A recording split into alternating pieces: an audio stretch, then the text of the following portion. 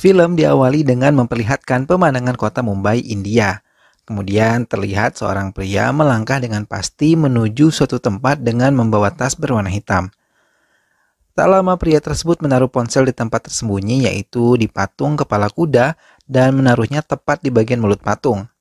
Kemudian melanjutkan perjalanan menuju ke atas sebuah gedung tinggi. Ternyata di dalam tas hitam yang dibawa pria tersebut berisi sebuah pistol senapan.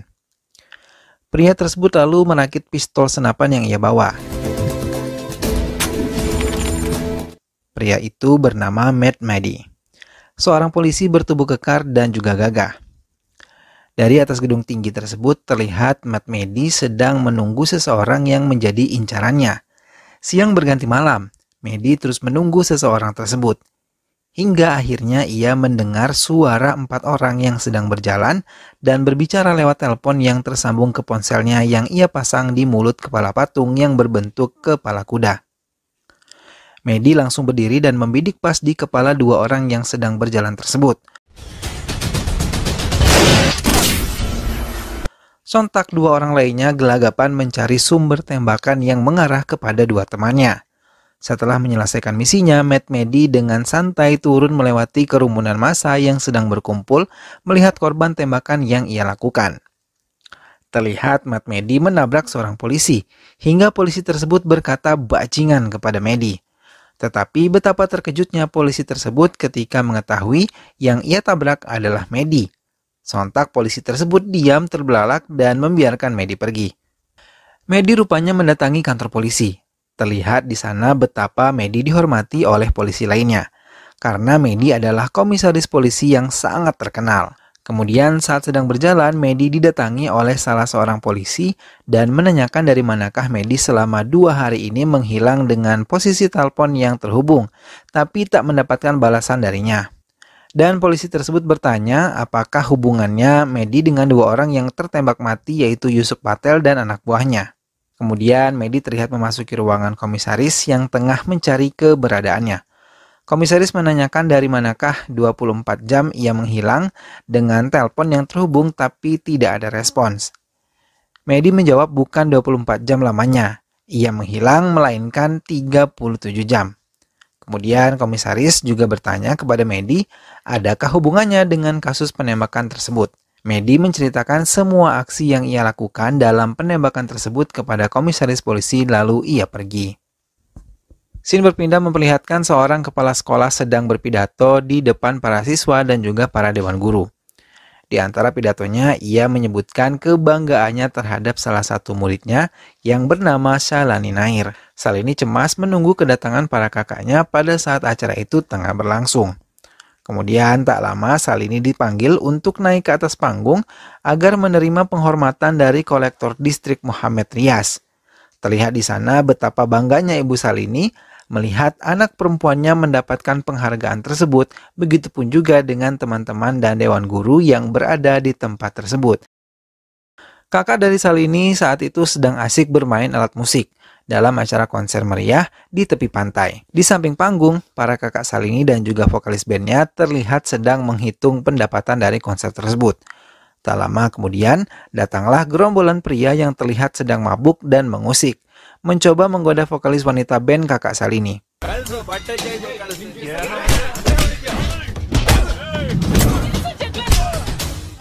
Akhirnya terjadilah baku hantam dan saling kejar-kejaran antara mereka. Untunglah datang para polisi ke arah mereka sehingga para pria asing yang berbuat ulah lari tunggang langgang karena takut kepada polisi. Para kakak Shalini akhirnya pulang ke rumah bersama Pak Polisi yang menolong mereka di pantai tadi.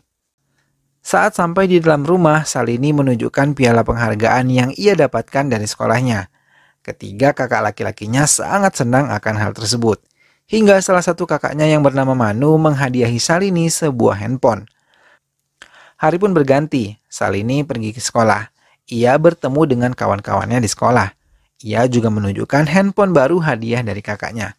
Terlihat dari kejauhan, teman pria Shalini bernama Dani melihat Shalini yang baru saja mendapat handphone baru. Dari menelpon temannya, tak lama ia menghampiri Shalini untuk melihat handphone baru tersebut. Tak lama ia merebut handphone Shalini dan terlihat mengetik sesuatu di handphone Shalini. Setelahnya, Dani menelpon seorang bernama Kristi dan berkata bahwa ia bisa mencatat nomor seorang gadis yang sudah ia kirim kepadanya. Scene berpindah memperlihatkan seorang gadis sedang menunggu ibunya untuk menjemputnya dari sekolah. Tak lama kemudian, datanglah seorang wanita asing yang menghampiri gadis tersebut lalu berkata bahwa ibu gadis tersebut mengalami kecelakaan. Terlihat dari kejauhan, pria berambut panjang sedang mengawasi gerak-gerik gadis tersebut dan wanita asing yang mendatangi gadis itu. Karena dipaksa, akhirnya gadis tersebut ikut dengan wanita asing tersebut. Saat di dalam mobil, gadis tersebut menelpon ibunya. Melihat hal itu, wanita asing tersebut merampas handphone gadis itu. Dengan handphone yang masih tersambung dan mendengar jeritan putrinya, ibu gadis tersebut sontak berteriak karena pasti hal berbahaya sedang terjadi kepada putrinya. Benar saja, ternyata gadis tersebut diculik. Lewat berita, di India telah terjadi 3 kasus penculikan dalam waktu dekat ini. Scene berpindah, terlihat Matt Medi bersama gerombolan polisi lainnya sedang mengusut kasus penculikan ini.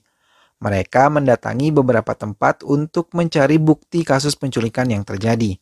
Matt Medi mencari seseorang yang bernama Chandra Raji, seorang pria tua yang kerap menculik anak gadis untuk dijadikan budak seksnya. Tak lama, Medi menemukan Chandra Raji yang sedang melakukan aksi bejatnya. Akhirnya Chandra Raji berhasil diringkus dan dibawa oleh Medi. Tapi sebelum membawanya masuk ke dalam mobil, salah seorang anak buah Chandra Raji berkata bahwa anak buahnya telah memberitahu apa yang terjadi kepada seseorang yang bernama Khayas Bai. Muak dengan ucapan dan gelagat Chandra Raji, akhirnya Medi menembak Chandra Raji tepat di bagian kemaluannya. Medi dan timnya kembali mengusut kasus tersebut. Ia dan timnya mendatangi beberapa tempat. Selanjutnya terlihat ia mendatangi sebuah klub malam untuk mencari seseorang yang bernama Salu. Kemudian terlihat gadis asing yang pada saat itu menculik gadis di depan sekolah. Ia sedang asik menari di tengah kerumunan di dalam diskotik tersebut. Seseorang yang mengintai gerak-gerik wanita asing penculik gadis tersebut ternyata adalah salah satu anak buah Medi. Pria tersebut berkata kepada Medi bahwa wanita itu adalah penculik gadis tersebut. Secara perlahan, Medi dan timnya meringkus gadis itu dan seorang pria lalu membawanya ke toilet diskotik.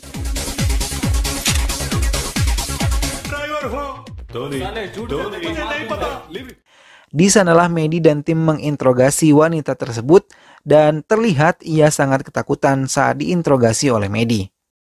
Wanita itu berkata bahwa gadis tersebut telah menjadi incaran selama sebulan terakhir, dan ia akan diserahkan ke Sek, yaitu tangan kanan Khayas Khanna. Wanita tersebut berkata bahwa gadis tersebut akan dibawa ke arah selatan, yaitu ke tempat yang bernama Kerala. Dan ia dibawa menggunakan sebuah wadah kontainer. Tak hanya gadis tersebut yang dibawa, tapi masih banyak gadis-gadis yang lainnya. Setelah mendapat informasi, Medi langsung menyuruh Tony, yaitu asisten polisi, untuk mencari kendaraan yang bisa ia pakai untuk perjalanan panjang. Lalu terlihat Salini menelpon Salu, yaitu teman sekolahnya. Ia berkata bahwa ada nomor asing yang selalu menelponnya. Salini merasa terganggu akan hal tersebut. Keesokannya Salini berkumpul bersama teman-temannya untuk membicarakan seseorang yang selalu menerornya. Tak lama ada telepon masuk dari nomor tersebut. Teman-teman Salini menyuruhnya untuk mengangkat telepon dan mengaktifkan pengeras suara agar mereka bisa mendengar pembicaraannya. Ternyata yang menelpon Salini adalah seorang pria yang bernama Varus. Pria tersebut berkata bahwa ia mencintai Salini. Terlihat Medi mendatangi ibunya untuk memastikan kesehatan ibunya. Di sisi lain, saat di rumah, Salini selalu mendapatkan telepon dari pria tersebut dan mengangkatnya secara diam-diam yang membuat salah satu kakaknya curiga akan hal tersebut. Saat sedang ingin berangkat sekolah, Salini ditelepon kembali oleh pria tersebut. Ia ingin bertemu dengan Salini. Setelah bertemu, pria itu berkata tak akan lagi mengganggu Salini. Salini pun akhirnya mengiyakan permintaan pria tersebut. Akhirnya mereka bertemu di suatu tempat. Salini memperingatkan pria itu agar tidak mengganggunya lagi. Jika tidak, maka handphone Salini akan diambil oleh kakaknya. Saat setelah berbicara dengan pria tersebut, Salini hendak pergi ke sekolah. Pria itu hendak mengantarkannya. Tetapi saat Salini sudah naik mobil, pria tersebut tidak naik mobil bersama Salini. Salini akhirnya berhasil diculik dan dibawa kabur oleh para penjahat. Di tempat lain terlihat sesosok pria sedang ingin melakukan hubungan suami istri bersama seorang wanita. Anehnya, pria tersebut terlihat aneh, seperti seseorang yang selalu dihantui dengan masa lalu yang suram. Ia terlihat seperti ingin membalaskan dendam lama terhadap seseorang. Tak lama terlihat datanglah pria asing yang datang. Ternyata mereka akan melakukan negosiasi penjualan gadis di bawah umur yang disertai dengan sertifikat keperawanan. Di sisi lain terlihat ketiga kakak Salini dan juga ibunya sedang kebingungan mencari keberadaan Salini yang menghilang. Setelah mencari informasi, akhirnya mereka tahu bahwa dalam waktu dekat ini Salini selalu diteror oleh laki-laki bernama Varun, karena ulah si Dani, teman sekolahnya Salini. Madi terlihat menemui seorang pria yang memiliki informasi mengenai kasus penculikan anak di bawah umur yang sedang ia usut.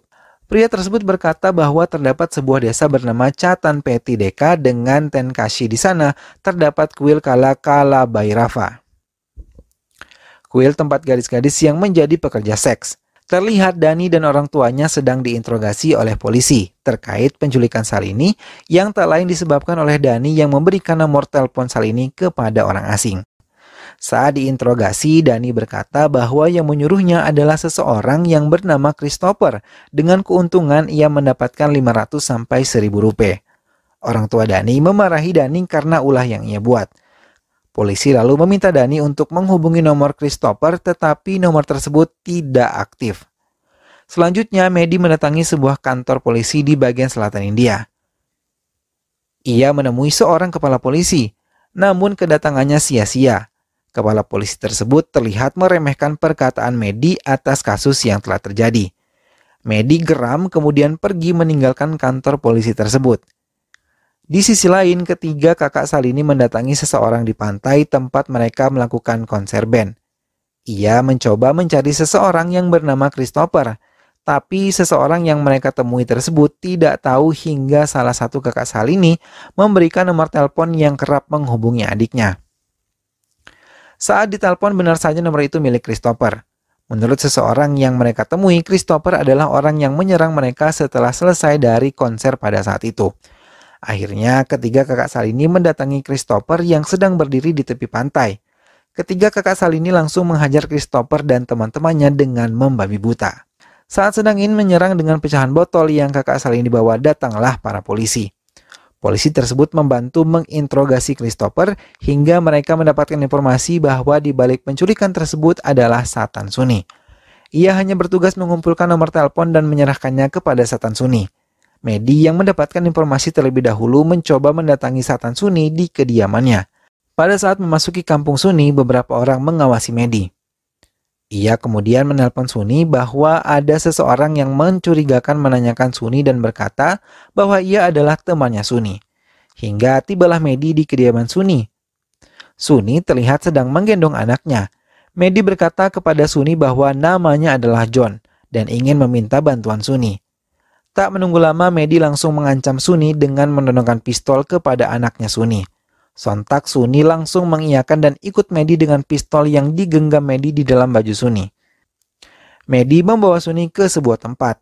Ia menggantung Suni di sebuah pohon dan diikat dengan ban dan posisi yang terbalik menghadap ke bawah. Medi terus bertanya kepada Suni mengenai keberadaan gadis yang ada di foto yang Medi bawa.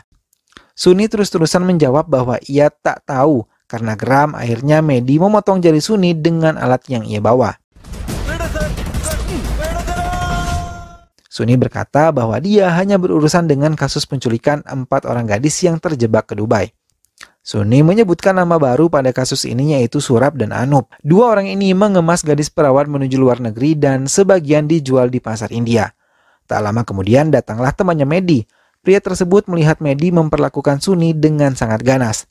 Tak berhenti di situ, Medi berencana akan membakar Suni dengan meletakkan bakaran ban tepat di dekat tubuh Suni yang tergantung.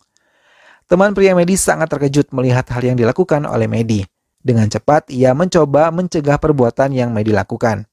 Kemudian Medi berkata kepada temannya itu mengapa ia bisa bersikap seperti itu kepada Suni. Dan betapa terkejutnya, hal yang mendasari perlakuan keji Medi kepada Suni adalah karena gadis cantik di dalam foto korban penculikan tersebut adalah anak gadis Medi.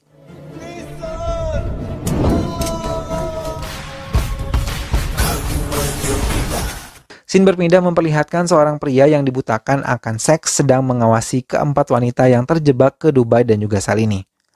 Pria tersebut mencoba bersikap kurang ajar dan mencoba memperkosa salah satu gadis. Saat aksinya sedang berlangsung, kawan gadis lainnya mencoba membantu gadis yang hendak dibawa pergi oleh pria tersebut. Tak lama kemudian, handphone pria itu terjatuh dan Salini langsung mengambil handphone tersebut lalu mencoba menghubungi kakaknya. Ternyata aksi Salini diketahui oleh penculik lainnya. Belum sempat Salini berkata di mana ia disekap, handphone tersebut dirampas dan dibanting oleh pria tersebut. Ketiga kakak Salini bertanya-tanya di manakah tempat Salini disekap. Karena saat ditelepon ia mendengar suara pesawat yang sedang lepas landas dan juga suara kereta. Setelah berpikir beberapa saat, mereka menyadari di mana posisi adiknya disekap, yaitu di Kochu Valley, sebuah gedung yang tertutup. Lantas mereka mendatangi tempat tersebut.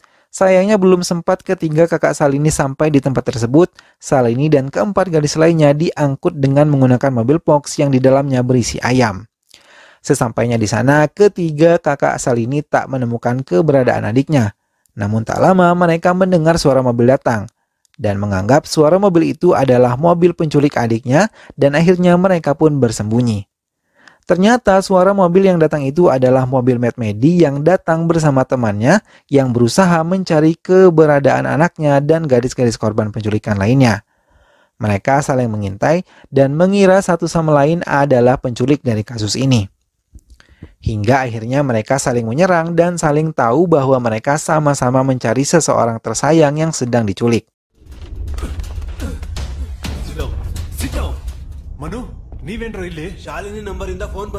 Ternyata teman Medi kenal dengan ketiga kakak Salini. Ia berkata bahwa mereka akan berguna dalam pencarian tersebut karena mereka akrab dengan jalan yang ada di Kerala dan Tamil Nadu. Di sisi lain, ternyata para gadis yang diculik tersebut diberi injeksi berupa suntikan agar mereka tertidur dan tak memberontak.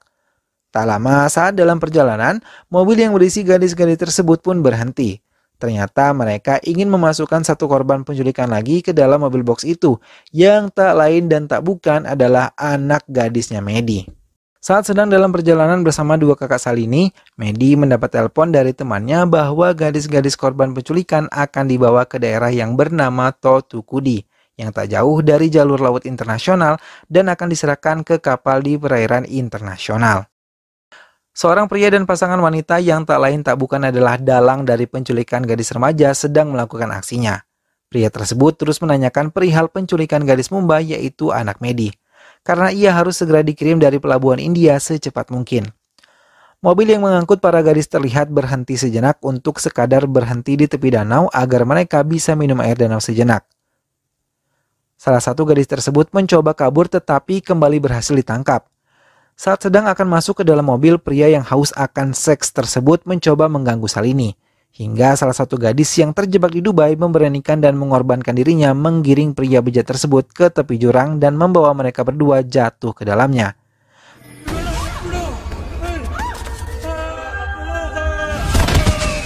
Hal itu dilakukan demi menyelamatkan teman-temannya dari pria yang haus akan seks tersebut. Tak lama warga sekitar tebing berkumpul untuk melihat korban bunuh diri tersebut. Hingga datanglah Medi untuk melihat apa yang sebenarnya terjadi. Dengan memperlihatkan kartu tanda polisinya, akhirnya ia diperbolehkan untuk menyelidiki korban tersebut hingga akhirnya ia menemukan 2 lembar kertas mengenai perjalanan dari Dubai yang dibicarakan oleh Suni. Ia mengetahui bahwa gadis itu adalah salah satu gadis korban penculikan. Tak lama Medi dan kedua kakak Salini adu argumen mengenai kasus penculikan ini hingga akhirnya mereka memutuskan untuk berjalan masing-masing. Kemudian saat sedang melanjutkan perjalanan, Medi mendapat telepon dari teman polisinya. Temannya mendapatkan informasi bahwa seorang yang melakukan pengangkutan seorang itu tinggal di Chatanpeti. Pria tersebut penuh kekuatan. Para polisi dan politisi berada di bawah kendalinya. Kemudian scene berpindah memperlihatkan seorang pria yang berkuasa di Chatanpeti. Ia sedang melakukan intimidasi terhadap seorang pria. Tak lama ia mendapat telepon dari Galena, yaitu wanita yang menjadi dalang dalam kasus tersebut. Ia menginginkan gadis Mumbai tersebut dalam keadaan aman karena akan segera cepat dikirim dan dijual. Hingga akhirnya mobil yang mengangkut para wanita korban penculikan berhenti dan gadis Mumbai yang tak lain adalah anaknya Medi dipisahkan dari rombongan korban penculikan lainnya. Scene berganti memperlihatkan kedua kakak Salini sedang lari dikejar oleh gerombolan anak buah pria yang tinggal di Chatanpeti. Tak lama datanglah Medi. Medi berhasil menghabisi gerombolan tersebut dengan dibantu dua kakak Salini.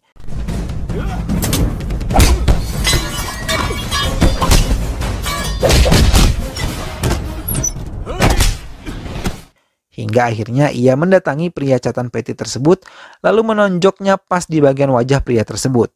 Pria itu dibawa Medi dan diancam dengan sebuah mesin penggiling dan berhasil membuat pria tadi ketakutan. Lalu ia mengatakan siapa dalang di balik kasus ini. Ulah dari kasus ini adalah Gayas Gana dan Galena. Medi menyuruh pria tersebut untuk menelpon Galena dengan berkata bahwa temannya dari Bangalore yang tak lain adalah Medi menginginkan seorang gadis kecil dari Trivandrum yang tak lain adalah Salini dengan harga 10 lart. Galena pun mengiyakan. Kemudian Medi bersama pria tersebut berangkat menuju kediaman Galena dengan membawa uang 10 lart yang berasal dari pria catatan Perry atas desakan dan ancaman Medi. Sebelum menuju rumah Galena, Medi menyusun rencana kepada dua kakak Salini untuk mengawasi Selvam yang mungkin saja membawa anak gadisnya. Akhirnya mereka berpisah dengan mengendarai mobil menuju tujuan mereka masing-masing. Medi dan pria catatan Peti akhirnya sampai di kediaman Galena dan Gayas Gana. Medi langsung menemui Galena dan tak lama mereka menunjukkan Salini yang akan mereka tukar dengan uang 1 lart yang telah dibawa. Tak lama Salini kembali dimasukkan ke dalam kamarnya. Kemudian, Medi berkata ingin melihat Salini secara langsung. Medi berhasil menemui Salini. Ia berkata ia akan menyelamatkannya dan berkata bahwa kedua kakaknya yaitu Manu dan juga Kartik ada bersamanya. Tak lama Medi menelpon kakak Salini untuk datang membawa adiknya dari tempat itu. Pria catatan Peti tersebut secara diam-diam berkata kepada Galena bahwa Medi adalah pria yang berbahaya. Hingga Galena berteriak menyuruh Surap untuk memeriksa dan mendatangi Medi dan Salini di dalam kamar.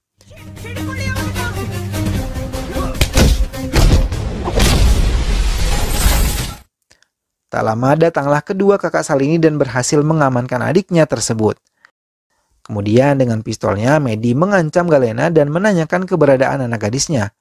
Akhirnya Galena mengatakan di mana keberadaan anak gadis Medi, yaitu di pelabuhan di gedung nomor 5. Jika Galena berbohong, Medi berjanji akan kembali untuk menghabisinya. Tak menunggu waktu lama, Medi langsung menuju pelabuhan dan gedung nomor 5. Sampai di sana Medi tak menemui siapapun. Tapi tak lama terdengar seorang memanggil namanya. Berkali-kali, berulang kali, tapi Medi tidak menjumpai siapapun. Hingga akhirnya diketahui wujud dari suara tersebut adalah Gayas Gana.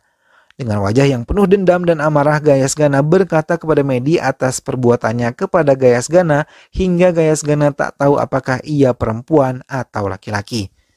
Ia berusaha mengingatkan hal itu kepada Medi. Medi pun bingung apa yang dibicarakan pria yang ada di depannya. Kemudian Gayas Gana menceritakan semuanya saat ketika ia akan melakukan perbuatan asusila pada anak gadis berumur 13 tahun. Medi saat itu datang untuk menyelamatkan gadis tersebut. Dan Medi menyerang Gayas Gana dengan memutar tangan Gayas Gana dan pisau tersebut mengarah ke kemaluan Gayas Gana. Gayas Gana telah lama menunggu hal ini. Ia ingin membalaskan dendamnya karena Medi telah menghapus seksnya dan menunggunya 8 tahun terakhir. Terjadilah saling serang antara mereka berdua.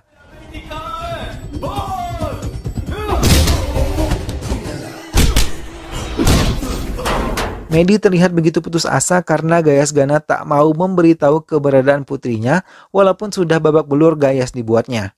Ia tak mengetahui di wadah mana anaknya berada, dengan banyak wadah kontainer yang ada di sana. Saat sedang memperhatikan semua wadah di sana, ia tertuju pada wadah kontainer yang bertuliskan Selvam yang sedang diangkat menggunakan alat berat. Sontak Medi bersama Manu dan Katrik lari menuju wadah kontainer tersebut. Madi menyuruh Manu dan Kartrik untuk menghentikan pengangkutan wadah tersebut dan menurunkannya. Medi lalu berusaha membuka gembok pada wadah tersebut, hingga pintu wadah kontainer tersebut bisa terbuka. Benar saja putri kesayangannya berada di dalam wadah tersebut. Dan dalam keadaan memprihatinkan, lemas pucat serta tak sadarkan diri. Tak lama setelah dibangunkan oleh Medi, putrinya pun terbangun dengan tak berdaya.